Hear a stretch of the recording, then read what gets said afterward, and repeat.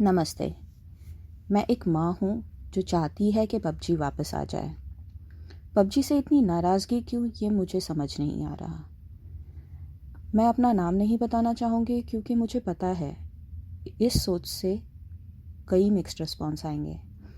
लेकिन ये वीडियो बनाना मेरे लिए इम्पॉर्टेंट हो गया है क्योंकि बच्चों की दुविधा कोई समझ ही नहीं रहा। जहाँ बच्चे मायूस है वहाँ पर कोई सेलिब्रेट किए जा रहा है, कोई केक कट किए जा रहा है, मानो कुछ हुआ ही ना हो।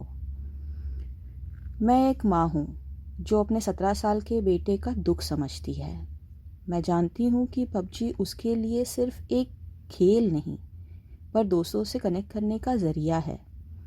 एक ऐसी दुनिया है जिसमें वो रिलैक्स करता है, हम उम्र दोस्तों के साथ खेलता है, उसकी सोच समझने वाले दोस्त वहाँ उसे मिलते हैं और जिनके साथ वो अपना खुशनुमा वक्त बिताता है।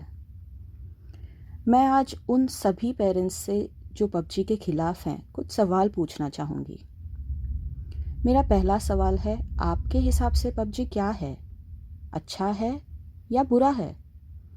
इस सवाल का जवाब देने से पहले अपनी वो सीख याद कीजिए जो आपने बच्चों को दी है। बिना देखे, जाने, समझे या परखे बिना किसी चीज़ या व्यक्ति के बारे में अपनी राय नहीं बनाए। अगर आपने कभी पबजी खेला ही ना हो या उसे समझने की कोशिश ही नहीं की हो, तो आपको कैसे पता पबजी अच्छा है या बुरा है? अपनी राय बनाने से पहले मैं चाहूँगी कि आप इस गेम को समझ लें। जितना मेरे 17 साल के बेटे ने मुझे समझाया है, उस मुताबिक ये एक टीम गेम है, टीम स्पिरिट का गेम है। 4 दोस्त एक साथ मिलके एक गोल की तरफ बढ़ते हैं। उस जीत को ये चिकन डिनर कहते हैं। रास्ते में कई कठिनाइयाँ आएंगी जिसको एकजुट होके एक परिवार की तरह इन्हें पार करना है। एक दूसरे का ख्याल रखना है और ना केवल अपने लिए बट अपने दोस्तों के लिए ये जीत हासिल करनी है।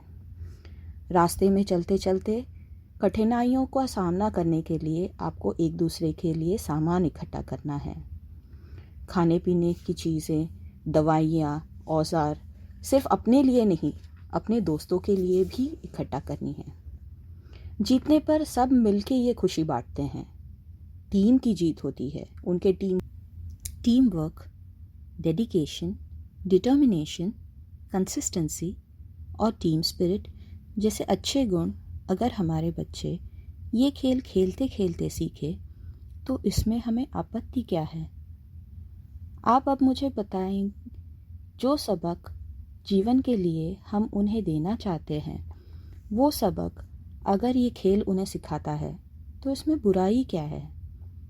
मुझे पता है आपका रिएक्शन होगा कि गेम वायलेंट है। अगर बच्चे 2 घंटे बैठकर चेस या शतरंज का खेल खेलें तो आपको कोई आपत्ति नहीं है, जबकि शतरंज भी वायलेंट गेम है। उसे भी किसी को मारे बिना जीता नहीं जा सकता। शतरंज के खेल में जैसे रणनीति तैयार होती है, खेल घंटों तक चलता है, पबजी भी उसी प्रकार होता है। और क्या ये गेम ही एक ज़रिया है उनके जीवन में वायलेंस सीखने का? अगर नहीं तो टीवी, न्यूज़पेपर या फिल्मों पे भी बैन क्यों नहीं? इसलिए कि वो आपकी भी ज़रूरत है और पबजी सिर्फ बच्चों की। तो क्या अब भी आपकी वही राय है पबजी के बारे में? मेरा दूसरा सवाल उन लोगों के लिए है जिन्हें लगता है कि पबजी खेलने से उनके बच्चों का मानसिक संतुलन बिगड़ जाएगा। क्या आप न्यूज़ चैनल जो कह रहा है उस पर अपनी परवरिश या अपनी पेरेंटिंग से ज़्यादा भरोसा करते हैं? न्यूज़ चैनल में दिखाया जाता है कि किसी बच्चे ने पबजी के कारण किसी की जान ली या अपनी जान दी, तो क्या इन घटनाओं का साइकोलॉजिकल डिसऑर्डर, डिप्रेशन या किसी मानसिक तनाव से कोई लेना देना नहीं है? ऐसा भी तो हो सकता है कि उस बच्चे को कोई प्री एग्जिस्टिंग मेंटल कंडीशन हो, डिप्रेशन हो, कोई मानसिक तनाव हो जो उसके पेरेंट्स वक्त पे समझ ही नहीं पाए। मेरा ये मानना है कि पबजी उस आखिरी झगड़े का कारण था जिसकी वजह से ये घटना घटी, पर पबजी उस घटना का कारण नहीं था। अगर बच्चे को पबजी के बाहर की दुनिया पसंद नहीं आ रही है, वो उसमें खुश नहीं है, उसमें उसे कोई रोमांच नहीं मिल रहा है, उसमें उसे कोई सराहने वाला नहीं है, तो क्यों नहीं वो दिन रात पबजी में अपनी खुशियाँ ढूंढने की कोशिश करेगा। बच्चों से हम रोज़ 2 सवाल ज़रूर पूछते हैं, पढ़ाई कैसी चल रही है और मार्क्स कितने आए। पर क्या हम बच्चों से कभी ये सवाल पूछते हैं कि ज़िंदगी कैसे चल रही है? क्या तुम उसमें खुश हो? कोई परेशानी तो नहीं है? सारी सुविधाएं जो आप उन्हें दे रहे हैं, उससे ज़्यादा इम्पॉर्टेंट है उन्हें ये पता होना कि आप उन्हें खुश देखना चाहते हैं और उन्हें समझते हैं। कभी बच्चे को पूछ के देखिए, आज कितने चिकन डिनर मिले, सीज़न कैसे चल रहा है, कॉन्करर बनने की कोई उम्मीद? सच मानिए, बच्चे रो पड़ेंगे ये देखकर कि आपको उनकी ज़िंदगी में और उनकी खुशी में दिलचस्पी है। अपने बच्चे की जीवन यात्रा के सारथी बने, स्वामी नहीं। उन्हें समझने की कोशिश करें। मेरा तीसरा सवाल है, पबजी बैन होने पर आप खुश क्यों हो रहे हो?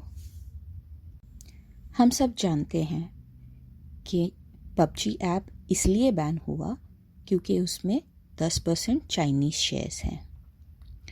बच्चे के मोबाइल में एक ऐप जो 10% चाइनीज़ है, अगर आपको नहीं चलता तो घर में पड़ी हुई अनगिनत चीज़ें जिस पे मेड इन चाइना लिखा है, जो 100% 100% चाइनीज़ हैं, आपको कैसे चल रही हैं? क्यों ना पबजी के साथ वो सारी चीज़ें घर से बाहर फेंक दे जो 100% चाइनीज़ है? नहीं, ये आपसे पॉसिबल नहीं होगा। तो ये कैसी देशभक्ति है जिसमें सिर्फ बच्चों के खुशियों की आहुति दी जा रही है? पेरेंट्स की एक और बात मुझे समझ नहीं आ रही। जहाँ बच्चे दुखी हैं, मायूस हैं, वहाँ कुछ पेरेंट्स पबजी बैन होने की खुशियाँ मना रहे हैं, केक काट रहे हैं, सेलिब्रेट कर रहे हैं, पार्टी कर रहे हैं, मानो बच्चों की खुशियों के जनाजे में पार्टी मूड में शामिल हो रहे हैं। क्या आपको बच्चों की बेबसी और उनका दुख दिख नहीं रहा है? पूरा जीवन जिनकी खुशियों के लिए आप लड़ रहे हो, क्या उनका दुख आपका दुख नहीं है? फ़र्ज़ कीजिए आपकी कोई अनमोल चीज़ खो जाने पर, नौकरी चली जाने पर या किसी और लॉस पे बच्चे केक काटे, आपको कैसा लगेगा?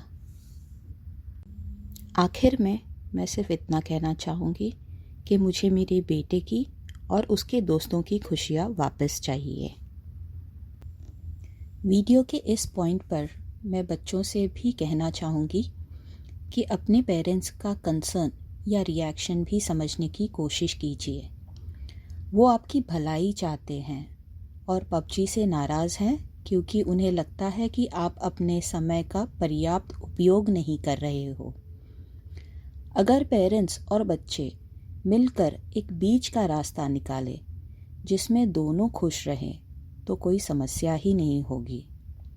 इसे अचीव करने के लिए एक ओपन कॉन्वर्सेशन की पहल करें और एक दूसरे को समझें। आशा करती हूँ कि मेरी इस वीडियो द्वारा पेरेंट्स और बच्चे एक दूसरे का नज़रिया समझेंगे और ज़्यादा करीब आएंगे। Thank you.